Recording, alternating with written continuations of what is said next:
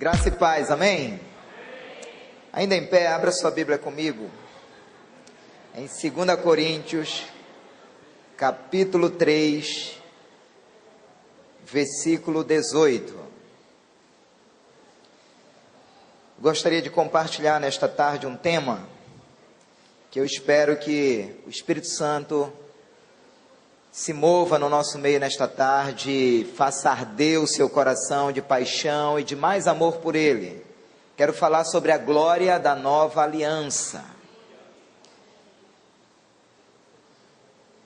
Se você não der glória a Deus na tarde de hoje, eu não sei se haverá ainda esperança para você.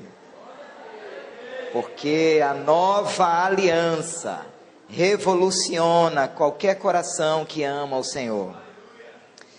2 Coríntios 3,18, acharam? Se houver alguém sem Bíblia ao seu lado, compartilhe com seu irmão. A palavra do Senhor diz assim: e todos nós,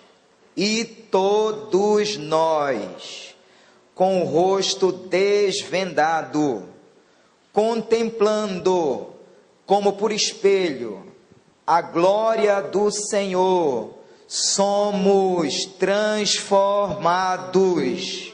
Como, pastor?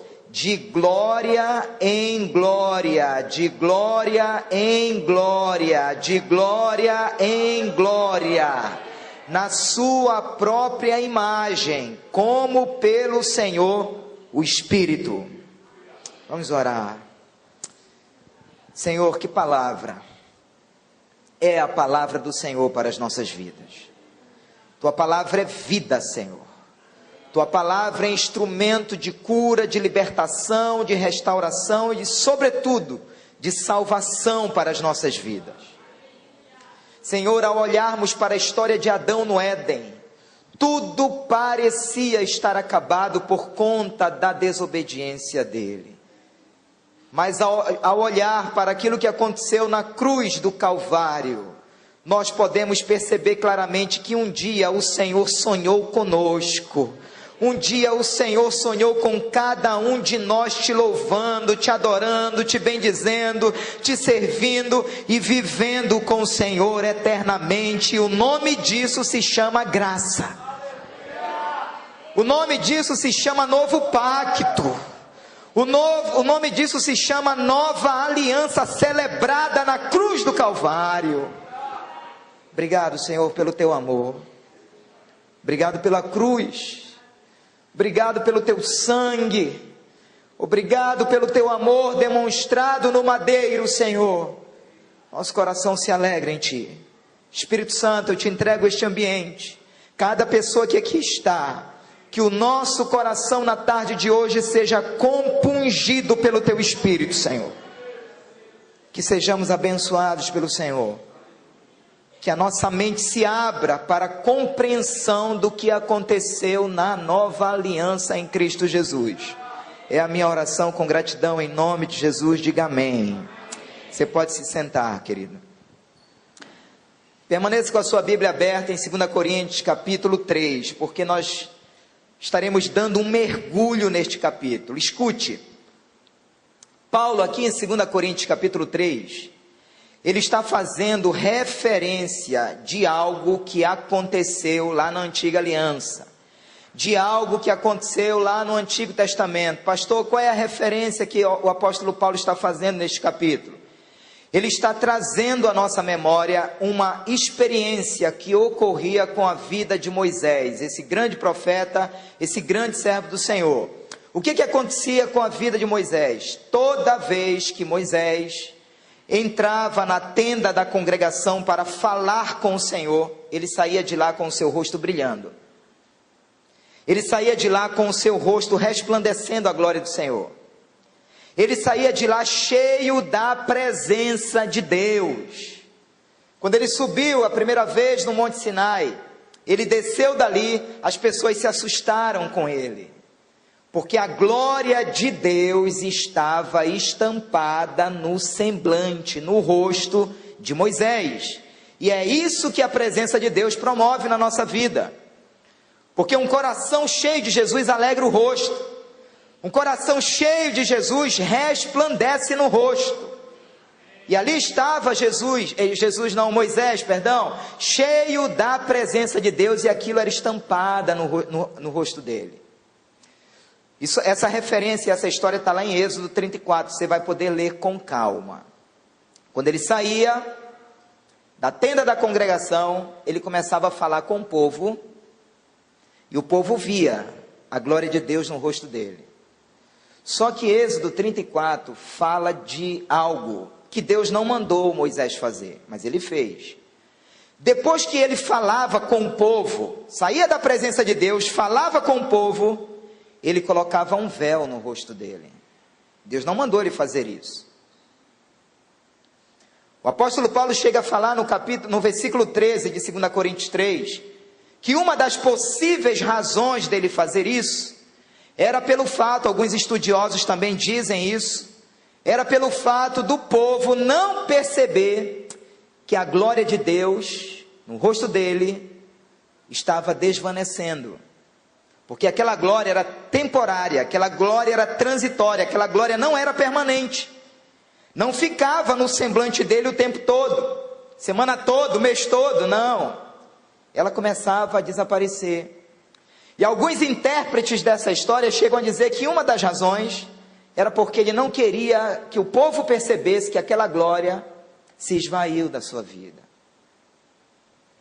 Mas a grande verdade é que nós temos aí uma ilustração perfeita de que aquela glória que desvanecia no rosto de Moisés era uma ilustração perfeita de que a lei um dia acabaria, porque o fim da lei é Cristo, porque o fim da lei é Cristo, porque o fim da lei é Cristo.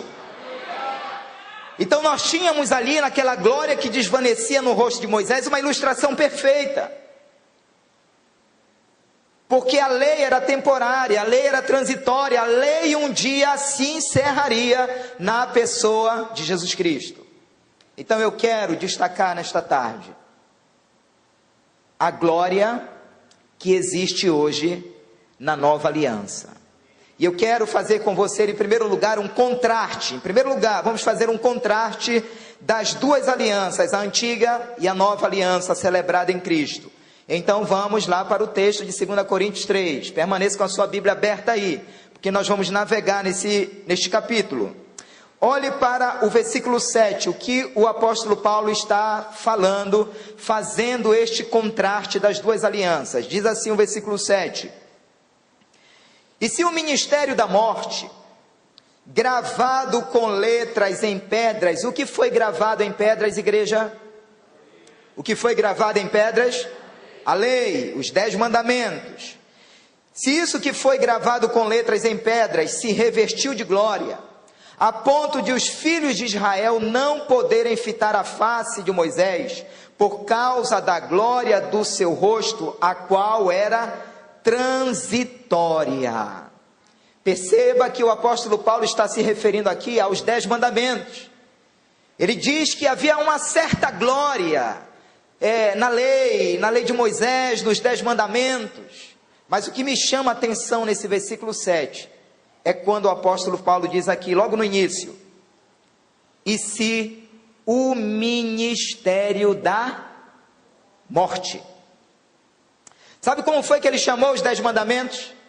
Sabe como foi que ele se referiu à lei de Moisés como ministério da morte? Curioso isso? Muito. Pastor, por que Paulo se referiu aos 10 mandamentos, à lei de Moisés, como ministério da morte? Sabe por quê, queridos? Porque a lei de Moisés, os 10 mandamentos, funcionava como um espelho. Como assim, pastor? Os 10 mandamentos e a lei funcionava com um espelho no sentido de revelar a nossa incapacidade humana de obedecer os 10 mandamentos. Então era mais ou menos assim: você olhava para a lei e a lei dizia que você era mentiroso, mas ela não te dava a condição de vencer aquela mentira. Você olhava para os 10 mandamentos, 10 mandamentos diziam que você não deveria enganar, você não deveria mentir, você não deveria roubar, você não deveria adulterar. Só que Os 10 mandamentos só revelavam a nossa incapacidade. Por mais que o ser humano quisesse obedecer, por mais que o ser humano quisesse viver aquela lei, ele não conseguia. Porque a lei não dava esse dispositivo dentro do ser humano para que ele vivenciasse aqueles 10 mandamentos. Por essa razão, queridos, não foi encontrado na face da terra um justo sequer, nenhum. Porque se houvesse um justo na face da terra, Jesus não precisaria morrer na cruz, esse justo morreria. A Bíblia chega a dizer no livro de Tiago, que o ser humano que tropeçasse em um só ponto da lei, teria tropeçado em todos. Então esse era o papel da lei. Nós só soubemos o que mentira é pecado por causa da lei. Então a lei deixava isso muito claro, que o homem era pecador. Talvez alguém dissesse aqui nessa tarde: pastor, então Deus não foi injusto, pastor, estabelecendo um padrão tão alto da lei para que nós obedecêssemos quando nós não tínhamos essa condição. Não foi injusto, sabe por quê? Porque o problema não estava na lei. Romanos 7,12 chega a dizer isso. Por conseguinte, a lei é santa, o mandamento é santo, o mandamento é justo, o mandamento é bom. O problema não estava na lei, o problema estava no homem pecador. O problema estava no ser humano que não tinha a capacidade em si mesmo de obedecer à lei. Sabe por quê? Porque a lei não veio para nos santificar. A lei não veio para justificar o homem. A lei não veio para tornar o homem bom. Esse não foi o papel da lei. A lei não dava ao ser humano esse dispositivo dele vivenciá-la. De alguma forma, os fariseus tentaram baixar o padrão da lei. Sabe como eles tentaram? Mostrando uma vida de aparência. Eles tentaram baixar o altíssimo padrão da lei, querendo aparentar para os outros que eles viviam fielmente a lei. Só que Jesus chegou com a turma dos fariseus e puxou o tapete deles, quando ele disse assim para eles: olha, se um homem olhar para uma mulher e desejá-la no seu coração, ele já cometeu adultério. Isso puxou o tapete dos fariseus, porque a lei tinha que ser obedecida aqui dentro, e não somente externamente. Por isso eles foram chamados de sepulcros caiados, brancos por fora, mas podres por dentro. Eles tentaram baixar esse padrão altíssimo da lei, para uma vida de aparências, mas Jesus puxou o tapete. Jovem rico ousadamente chegou na frente de Jesus. Talvez poucos aqui teriam essa ousadia, quando o jovem rico chegou e disse assim: Senhor, o que eu tenho de fazer para ter a vida eterna? Jesus disse assim: vai, cumpre todos os mandamentos e vem e me segue. E ele ousadamente, olhando nos olhos de Jesus, disse, e se ele tivesse mentido, Jesus estaria desmentindo ele naquela hora. Ele disse: Senhor, eu tenho feito isso desde a minha mocidade. Jesus não desmentiu ele, mas Jesus disse assim: vai, pega toda a tua riqueza, vende e dá aos pobres. E até onde o texto mostra, ele não fez isso. Pastor, e aonde ele estava enquadrado então aí nos 10 mandamentos? Ele fez da riqueza dele um Deus. E os 10 mandamentos diziam que nós não poderíamos ter deuses acima do Senhor. Então ele tropeçou num ponto, então estaria tropeçando em todos os demais pontos da lei. Então, queridos, por isso a lei foi chamada de ministério de morte, porque o salário do pecado era a morte. Então o ser humano pecador tinha que pagar com a morte. A lei não veio para salvá-lo. A lei não reconciliou o homem com Deus. A lei não restaurou a comunhão do homem com Deus. Esse não foi o papel da lei. E por isso, essa glória que se desvanecia no rosto de Moisés apontava para esse fato de que um dia a lei encerraria, porque Cristo é o fim da lei. Diga amém, dê um aplauso a Jesus aqui nessa tarde. Para Jesus esse aplauso, querido.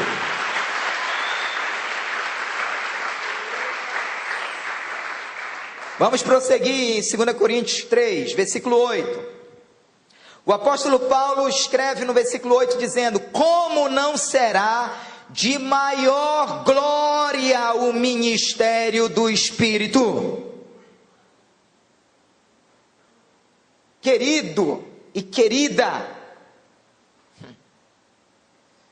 um dia em que você compreender fielmente o quanto você é perdoado, o quanto você é liberto, o quanto você é livre na pessoa de Jesus, você vai se expressar muito mais na presença dele. Você é muito mais perdoado do que você pensa. Você é muito mais liberto do que você pensa. Você é muito mais livre do que você pensa. Em Cristo, se o Filho vos libertar, verdadeiramente sereis livres. Não tem libertação maior do que essa compreensão. Ministério do Espírito, um ministério de uma glória maior. Hebreus 8:6 confirma isso, dizendo assim: agora com efeito, obteve Jesus ministério tanto mais excelente, quanto é ele também mediador de superior aliança, instituída com base em superiores promessas. A glória da nova aliança é maior do que a glória da antiga aliança. A glória que estava no semblante de Moisés desvanecia, desaparecia, mas a glória em Cristo é permanente. A glória no rosto de Moisés acontecia temporariamente, esporadicamente. A glória de Deus em nós acontece todo o tempo. Isso é poderoso, querido. Isso é arrebatador, amado. Isso é tremendo. E por isso, a antiga aliança foi chamada de ministério de morte, porque o máximo que ela conseguia fazer era diagnosticar a doença do homem pecador, mas ela não oferecia remédio. Ela não oferecia remédio.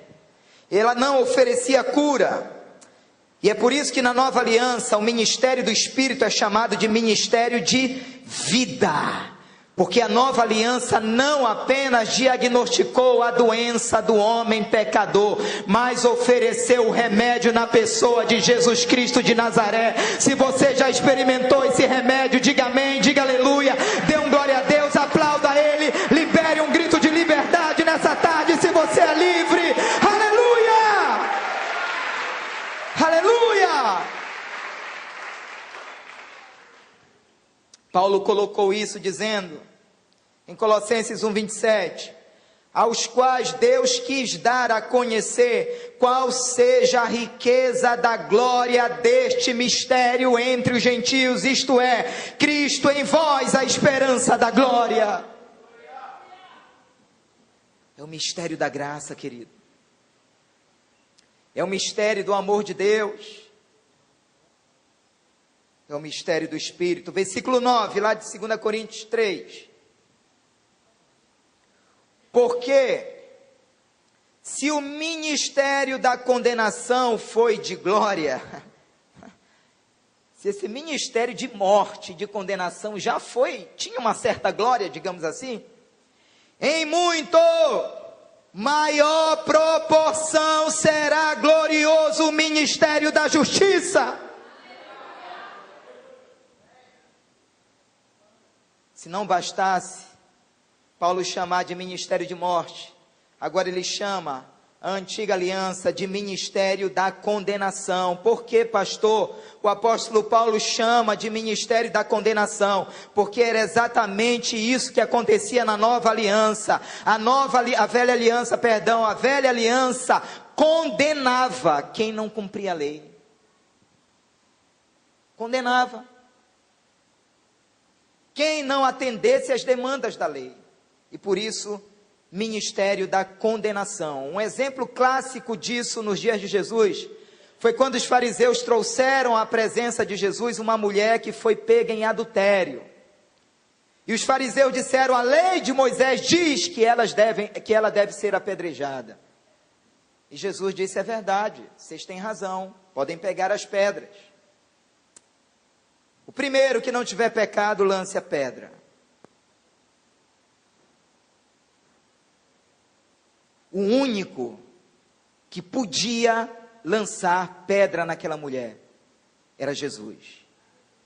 Era o único, porque ele não tinha pecado. Os acusadores foram saindo e Jesus disse para aquela mulher: cadê os teus acusadores? Tampouco, vírgula, eu te condeno. Jesus lançou sobre ela algo que nós precisamos mergulhar, porque essa é a grande bandeira da graça, o amor de Deus. Ele disse: vai e não peques mais. Sabe, queridos, o amor de Deus, ele nos constrange, o amor de Deus, ele nos transforma, o amor de Deus, ele nos restaura, o amor de Deus nos liberta, o amor de Deus nos salva, o amor de Deus, queridos, nos restaura por completo. Porque Paulo chama de ministério da justiça? Porque ele diz que esse ministério da justiça é mais glorioso. Sabe por quê? Porque o sangue de Jesus Cristo nos torna justos e justificados diante do Senhor. E é por isso que ele chama aqui de ministério da justiça. É por isso que a nova aliança é de uma glória muito maior, muito maior, muito maior. Porque aquele lugar na cruz era meu. Aquele lugar lá na cruz era seu. Quem deveria estar lá era você. Sim ou não? Sim ou não? Sim. Aquele lugar era nosso. Que Deus puxe o nosso tapete nessa tarde para que entendamos que não há nenhum irmão bonitinho e bonitinha aqui tão santo que pudesse dizer: não, aquele lugar não era meu, era nosso. Jesus não deveria estar ali. Ele não tinha pecado. Mas ele tomou o nosso lugar. O salário do pecado tinha que ser pago com a morte. E ele disse: aquele lugar era seu, mas eu vou tomar o teu lugar. Eu quero que a tua morte seja a minha morte, mas eu quero que a minha vida seja a tua vida. Se pela desobediência de um homem chamado Adão, a morte reinou na nossa vida, pelo mesmo critério, entenda, igreja, pelo mesmo critério, pela obediência de um homem chamado Jesus Cristo de Nazaré, a vida reinará em nós.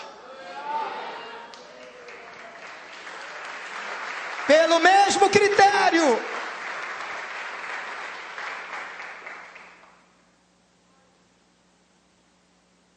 É uma glória muito maior.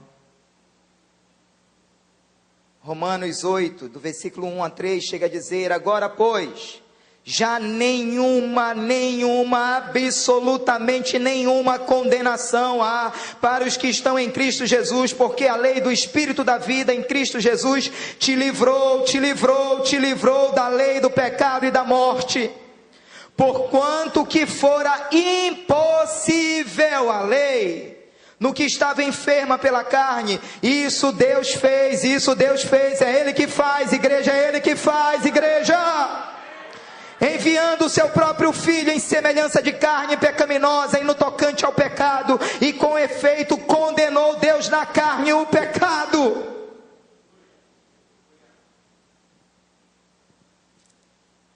Quem é justo aqui? Me dê um sinal com a mão. 15 pessoas.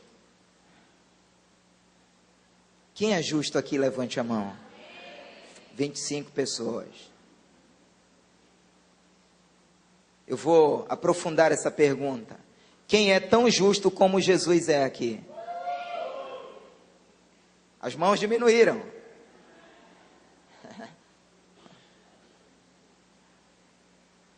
Sabe por quê? Porque nós corremos o risco de viver uma graça com um coração cheio de lei. Apague da sua cabeça, que esse paradigma mude hoje na sua mente. Não é o seu desempenho que te torna aceitável diante de Deus. A única pessoa aceitável diante de Deus foi Jesus. Quando o Senhor nos olha, Ele nos olha na ótica da justiça que foi aceitável aos olhos de Deus na cruz. Quando Deus nos olha, Ele vê Cristo em nós, Cristo em vós, a esperança da glória. Já estou crucificado com Cristo, não vivo mais eu, mas Cristo vive em mim, disse Paulo.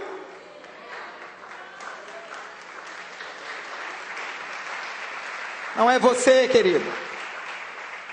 Não é você, é Ele. É Ele. Não houve um justo sequer. Não houve um justo sequer. 2 Coríntios 5, 21. Jesus, sem pecado, se fez pecado por nós, para que nós fôssemos feitos justiça de Deus. O que que você é? O que que você é? O que que você é? Quantos são justificados aqui em Cristo Jesus? Melhorou, dê um aplauso ao Senhor nessa tarde. Aleluia!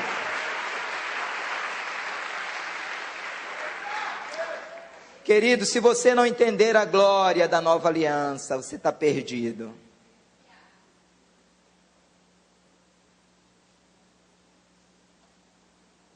Em segundo lugar, a glória de Cristo é superior e permanente. Versículo 10 do nosso capítulo 3 de 2 Coríntios. Porquanto, na verdade, o que outrora foi glorificado, neste respeito já não resplandece diante da atual, sobreexcelente glória. Escute, igreja. A maior referência da glória de Deus na vida de um homem na antiga aliança era aquela glória no rosto de Moisés. Era uma das maiores referências que eles tinham da glória de Deus na vida de um homem, na vida de um mortal. Era aquela glória estampada no rosto de Moisés. Só que o apóstolo Paulo está chegando aqui para mim e para você dizendo que a glória da nova aliança não pode ser comparada com a glória que havia em Moisés, porque é muito maior, é muito superior. Isso é tremendo, isso é poderoso. Se a maior referência de glória que eles tinham na antiga aliança era aquela glória, era aquele brilho estampado na vida de um homem chamado Moisés, na nova aliança, nem sequer somos permitidos a comparar a glória que há em Cristo com a glória que havia em Moisés. Isso é demais, querido. Se com aquela glória temporária e transitória que desvanecia, penso eu que Moisés dava glória a Deus, muito mais a igreja precisa glorificar a Jesus. Tem algum glória a Deus aqui, irmão? Tem algum aleluia aqui, irmão? Tem algum amém aqui, irmão? A glória, querido, que está na tua vida, que está na sua vida, é muito maior, é muito superior. é muito maior, é superior. O que parecia ser glória na antiga aliança não era comparado com a glória da nova aliança. Não era. Versículo 11, 2 Coríntios 3. Porque se o que se desvanecia teve sua glória, muito mais glória tem o que é permanente, igreja. Na antiga aliança, somente um homem subiu o Sinai e desceu com o seu rosto cheio de glória. Mas na nova aliança, ninguém precisa subir monte não. Ninguém precisa subir montanha não. Ninguém precisa ficar sacrificando não. Olha, inclusive, liberte-se do cristianismo. Eu tenho que pagar o preço. Meu irmão, liberte-se disso, porque o preço já foi pago. O preço já foi pago. O preço já foi pago.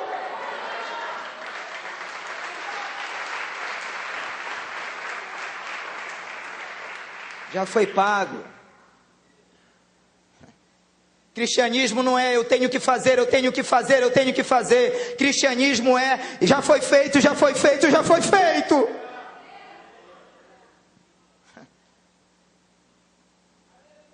É aleluia mesmo, irmã. Porque isso aqui é demais, queridos. Isso aqui é tremendo. Uma das maiores heresias dentro das igrejas evangélicas são campanhas para buscar bênção. Não existe isso, amado. Não existe isso. Isso não é bíblico. Campanha para se buscar bênção. Por quê, pastor? Porque está escrito em Efésios 1:3 que Deus, em Cristo Jesus, já nos abençoou no passado, já nos abençoou com todas as sortes de bênçãos espirituais nos lugares celestiais. Diga amém. E vou mais além, dizendo que não há nada que você peça a Deus que Ele não já tenha feito por você, nada. Porque imagine, se Deus não negou a maior bênção que Ele poderia nos dar, seu Filho Jesus Cristo, não nos negará coisa alguma. Crente não é para correr atrás de bênção, é a bênção que corre atrás dele. Quantos querem viver uma perseguição de bênçãos?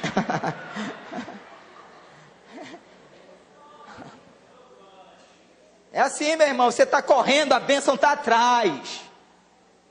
É isso que é bíblico. É isso que a Bíblia mostra. Por isso, querido, eu estou afirmando, eu estou asseverando, você é mais abençoado do que você pode imaginar. Se um dia você me ver no trânsito, dentro do carro, com o vidro aberto, falando sozinho, não pense que eu surtei, porque é isso, querido, é muita glória.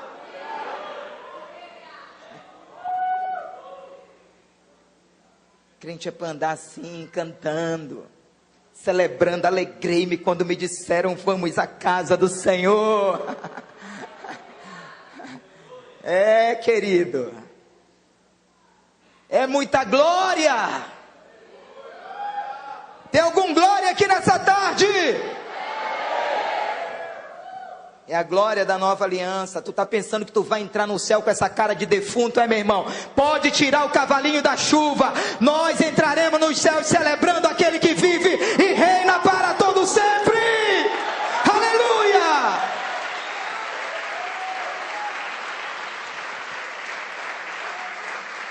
Porque nós o veremos como ele é.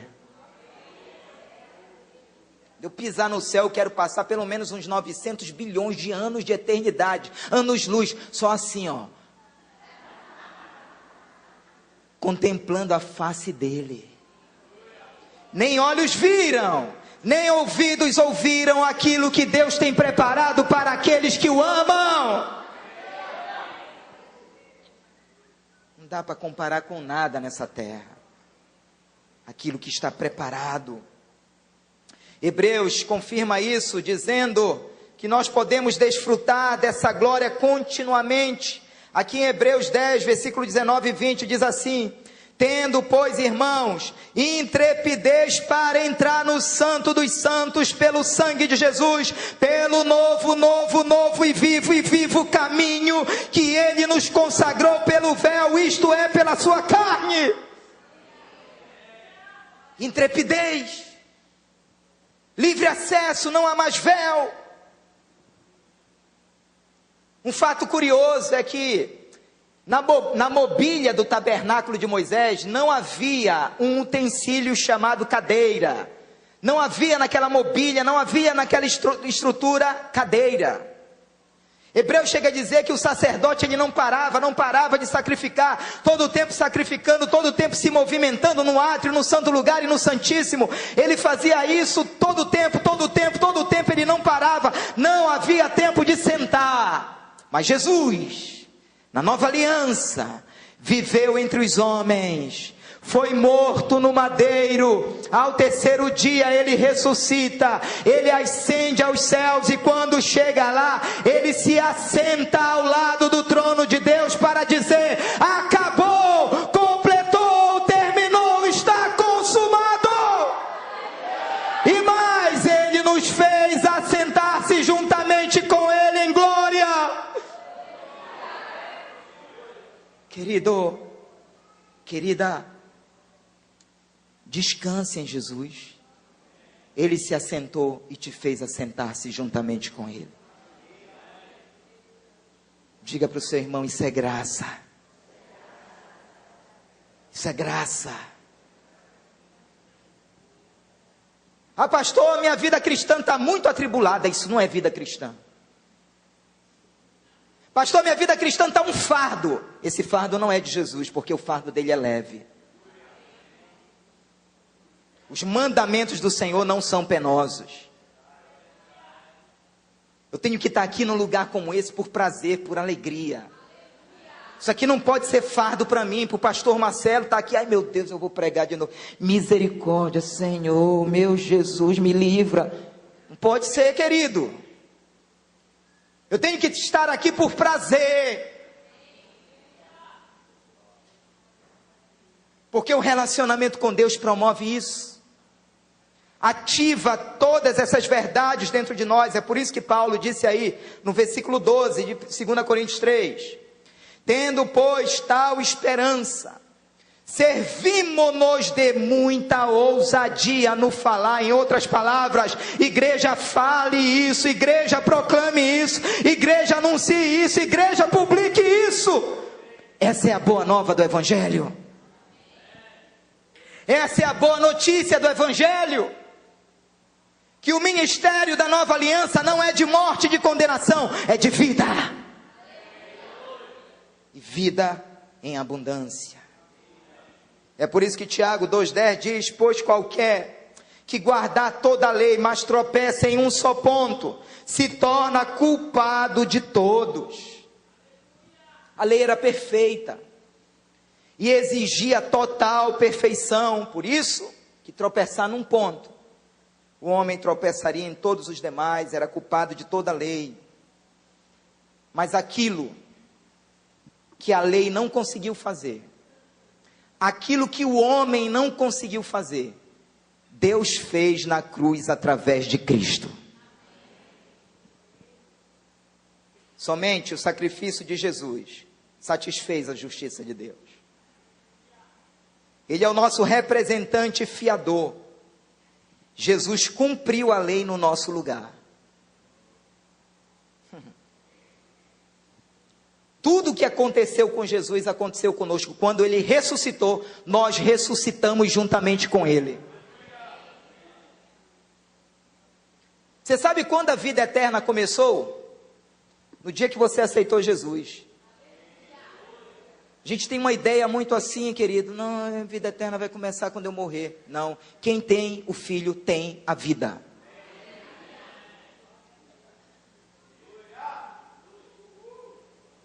A semente de vida já está dentro de nós. Amém? Eu não posso querer viver uma graça apenas que vai me transportar para o céu. Eu preciso viver uma graça que transporta o céu para cá. Enquanto eu não chego lá, eu vivo o céu aqui.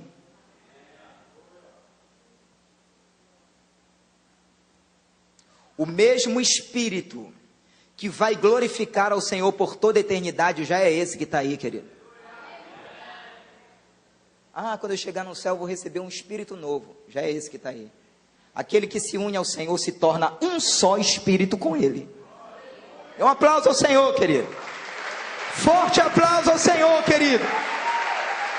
Aleluia!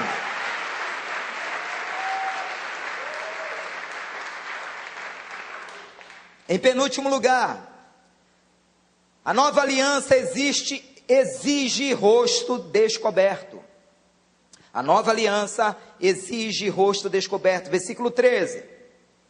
E não somos como Moisés, que punha véu sobre a face. Nós não somos como Moisés, que punha véu sobre a face. Por que ele colocava? Para que os filhos de Israel não olhassem firmemente para o fim daquilo que era transitório. O Paulo está dizendo aqui que uma das razões do porquê ele colocava aquele véu era para que os filhos de Israel não olhassem para o fim daquela glória que estava desaparecendo do rosto dele. A nova aliança, igreja, nos convida a tirarmos todas as máscaras. Posso ouvir amém? Amém. A nova aliança não aceita áreas escondidas na nossa vida. Sabe por quê? Porque a nova aliança requer que a glória de Deus resplandeça em todas as áreas da nossa vida. Em todas as áreas. Em Cristo, você não precisa fingir que tudo está bem quando não está.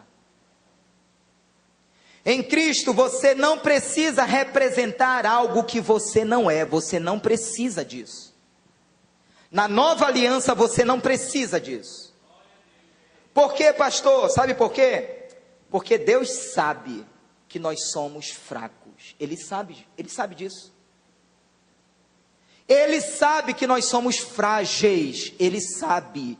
Não existe super crente. Tire isso da sua cabeça. Você não é um super crente. Você nasceu para depender de Deus. Você nasceu para viver a presença de Deus. Ele sabe que nós somos limitados. Na nova aliança, a única coisa que Deus requer é sinceridade. Isso foi muito bem colocado em Hebreus 4, versículo 15 e 16, quando diz: porque não temos sumo sacerdote que não possa compadecer-se das nossas fraquezas. Ele sabe que nós somos fracos. Antes, foi ele tentado em todas as coisas, a nossa semelhança, mas sem pecado. Versículo 16, acheguemo-nos, portanto, confiadamente junto ao trono da graça, a fim de recebermos misericórdia e acharmos graça para socorro em ocasião oportuna. Diga amém.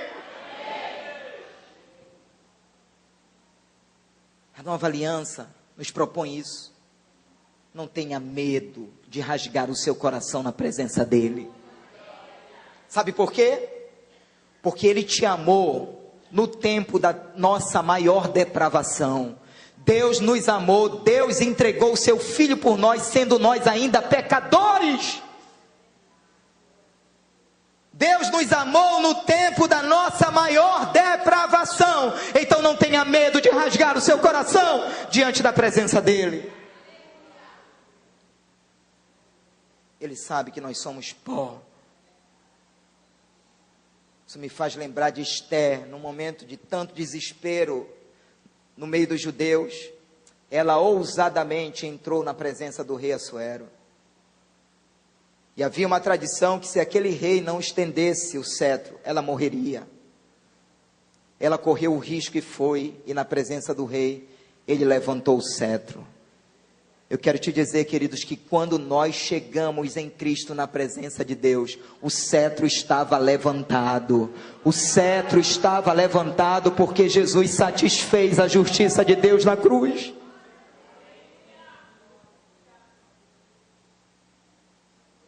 Ousadamente você pode dizer que cumpriu a lei, porque Cristo cumpriu a lei em nosso lugar.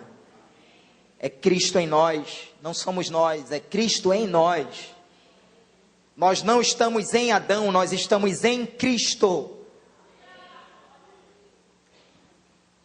É por isso que o apóstolo Paulo disse em 2 Coríntios 4:7: temos, porém, este tesouro em vasos de barro, para que a excelência do poder seja dele, não de nós mesmos. Vaso de barro, Felipe. O tesouro está aqui, mas o vaso é de barro. O vaso é frágil, mas tem um tesouro aí, querido. Tem um tesouro aí, querido. Tem um tesouro aí. Olha, na antiga aliança o pecado bagunçava com a tua vida. Na nova aliança o pecado não tem domínio sobre a nossa vida. Na antiga aliança o inferno bagunçava com a nossa vida. Na nova aliança as portas do inferno não prevalecem contra nós. Na antiga aliança nós vivíamos uma vida miserável de derrota, mas na nova aliança nós somos mais do que vencedores em Cristo.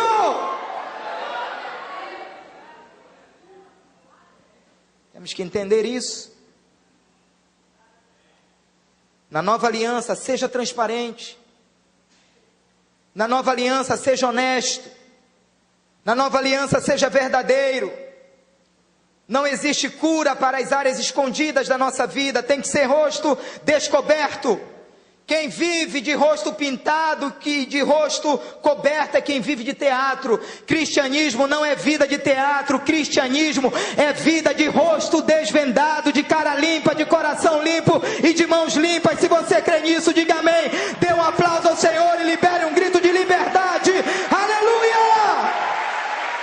Aleluia!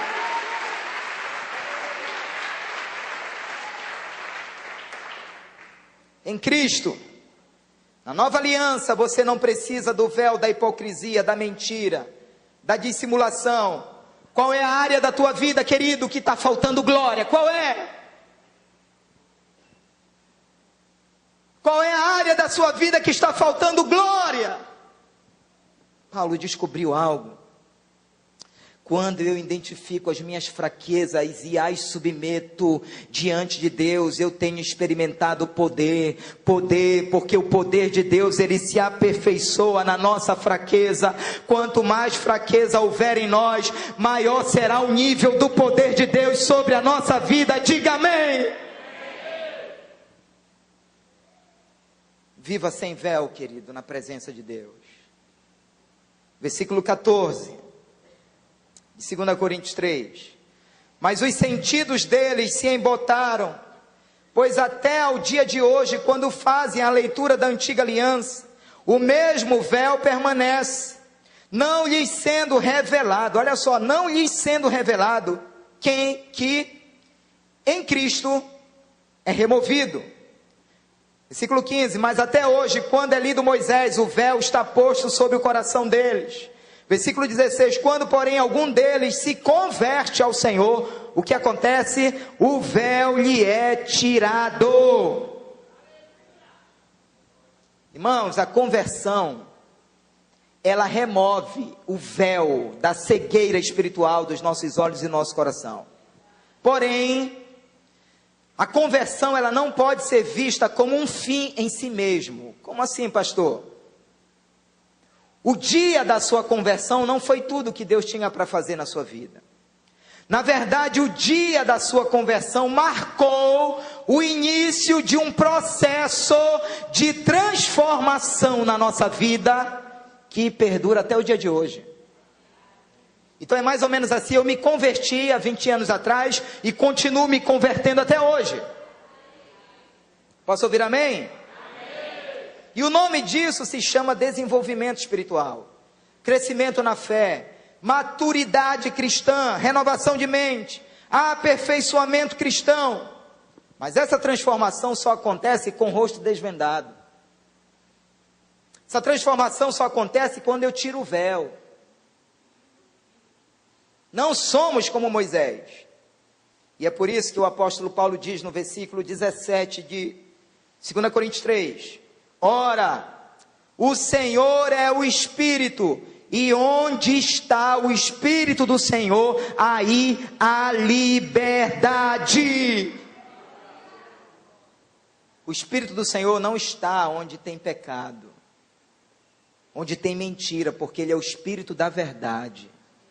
E é por isso que na nova aliança nós precisamos dessa transparência diante do nosso Deus. Porque existe uma liberdade, querido, em Cristo. Quem é livre aqui? Em último lugar, Cristo é a glória que nos transforma. Eu cheguei no versículo mais bonito desse capítulo. Versículo 18. E todos nós, com o rosto desvendado, contemplando como por espelho a glória do Senhor, somos transformados como? De glória em glória, na sua própria imagem, como pelo Senhor o Espírito. O verbo transformar aqui no grego está no presente, está conjugado no presente, significa dizer que nós estamos experimentando uma transformação diária e contínua. Olha esse detalhe, somos, diga comigo, somos.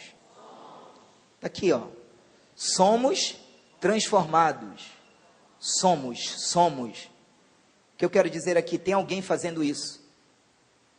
Somos, tem alguém fazendo isso. Aquele que começou a boa obra em nós é fiel para completá-la. Nenhum crente se autotransforma. Eu estou liberando verdades aqui nessa tarde, queridos, que precisam quebrar paradigmas na nossa mente. Não é você que se salva, não é você que se transforma, não é você que se automuda, não, você não tem esse poder, é o Espírito de Deus em nós. Somos transformados, sabe como? De glória em glória. Sabe qual é a ideia que o original traz?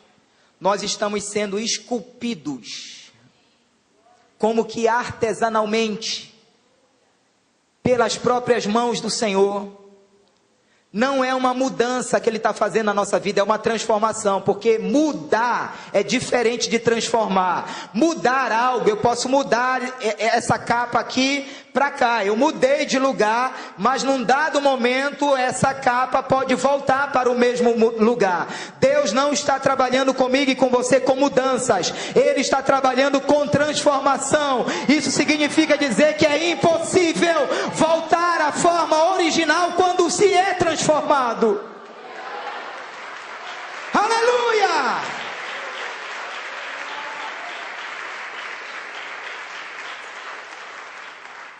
Se o novo nascimento ocorreu na nossa vida, significa dizer que é impossível voltar à forma original.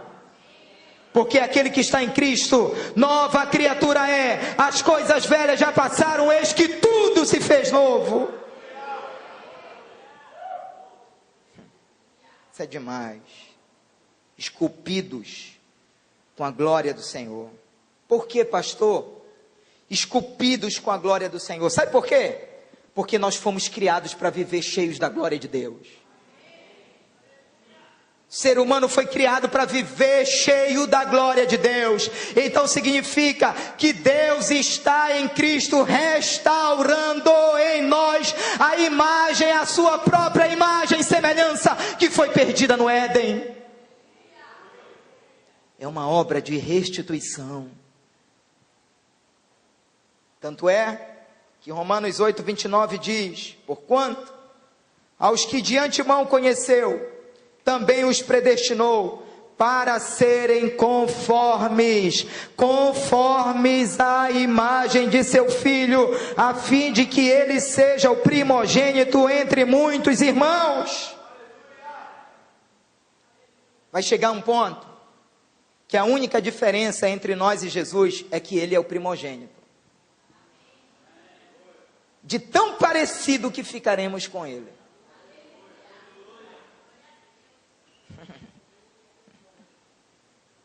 Você conhece alguém parecido com Jesus? Olha aí para o lado. Esse tem aí.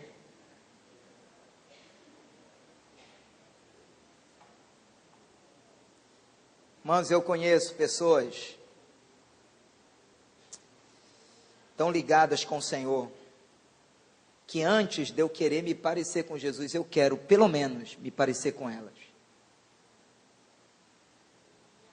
Paulo disse isso: sejam meus imitadores como eu sou de Cristo. Era como se ele estivesse dizendo: querem ver Jesus? Olhem para mim. Querem ver Jesus? Olhem para mim. Eu creio que essa glória aqui, ela está promovendo isso. Porque a vereda do justo é como a luz da aurora, que vai brilhando, vai brilhando, vai brilhando, vai brilhando, vai brilhando, vai brilhando, vai brilhando, até ser dia perfeito. O que é, pastor, esse dia perfeito? É aquele dia que você vai olhar para a sua vida e aqueles pecados que te perturbavam não vão mais te perturbar, porque eles não terão mais lugar na sua vida, de tão cheio da glória de Deus que você está. Toda mudança exterior parte de um resultado de um processo no nosso interior. Essa expressão, contemplando como por espelho. Quem passou na frente de um espelho hoje antes de vir para o culto? Olha a transparência, irmão. Seja verdadeiro. As mulheres então que o digam, né?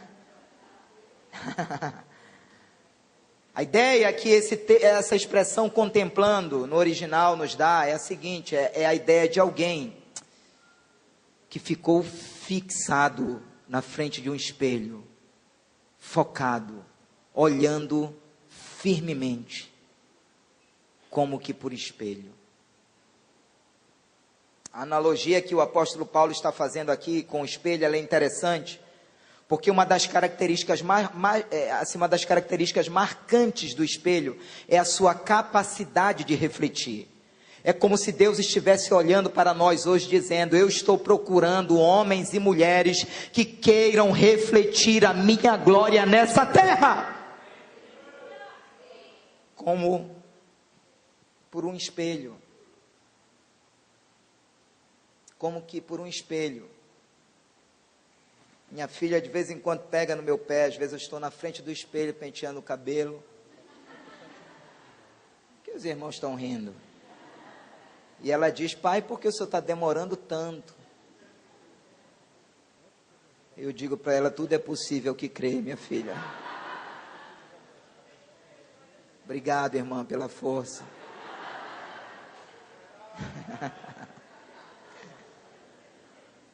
Paulo colocou isso em Gálatas 4,19, dizendo: meus filhos, por quem de novo sofro as dores de parto, até ser Cristo formado em vós. Esse precisa ser o alvo de todo cristão. Eu quero, Senhor, Cristo formado em mim. Esse precisa ser o desejo de todo cristão. Eu quero Cristo formado em mim. E sabe quem está fazendo isso? O Espírito Santo. Não é você. Não é você.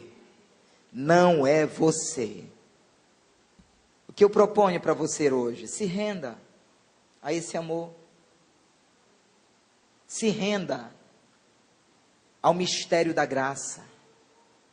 Se renda àquilo que Jesus Cristo fez na cruz do Calvário.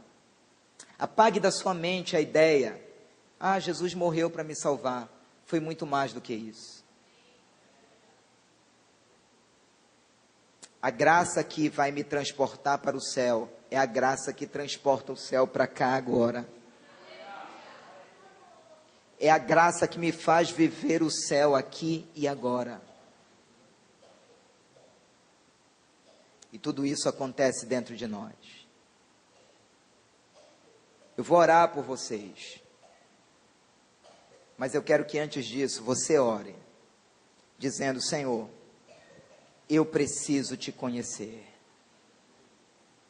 Porque nesse exato momento existe uma glória operando na nossa vida. Esse texto está dizendo que a glória que está operando hoje na minha vida é maior do que a de ontem. Porque é de glória